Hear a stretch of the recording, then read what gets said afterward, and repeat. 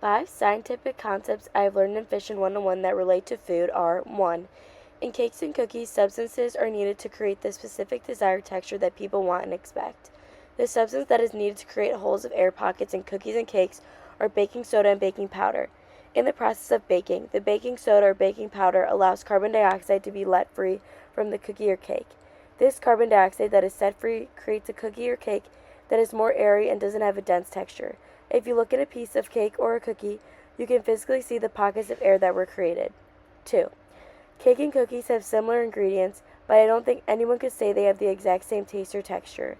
This is due to the difference in liquid oil used in cakes and solid butter used in cookies. The lipid, or oil, when combined with water and flour, produces elastic characteristics from proteins of gluten.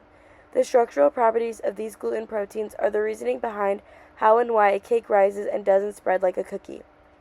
On the other hand, cookies use solid butter, which are saturated fatty acids. Saturated fatty acids have a compacted arrangement of lipid bonding. When the temperature during baking gets over the butter's melting point, that is when the butter melts and the cookies spread out on a baking sheet. 3. In the bread making process, yeast is another interesting reaction that takes place. Yeast has enzymes called amylase that are going to deconstruct the starch into maltose, breaking down the complex sugars into monosaccharides and deconstructing chains of proteins. When yeast is added to dough bread, it feasts on the sugars from the mixture of wet flour, which causes the bread to rise. Yeast releases carbon dioxide, which is why bread rises and expands during its baking process. 4. When a bread has a certain amount of proteins and carbohydrates, it occurs between amino acids and reducing sugars when a specific amount of heat is employed. These become deconstructed, creating new compounds, which results in a different smell, taste, and appearance of a product. This is called the Millard reaction. We learned about this during our week of French fries, and this took place when the potatoes were added in oil that reached temperatures over 140 degrees Celsius. And 5.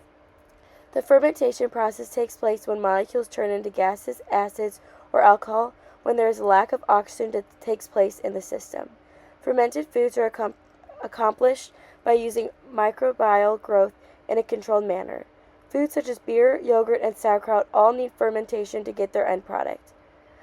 For example, in sauerkraut, lactic acid bacteria is used to increase the quantity of hydrogen ions, which changes the characteristics of the end result and creates a longer shelf life.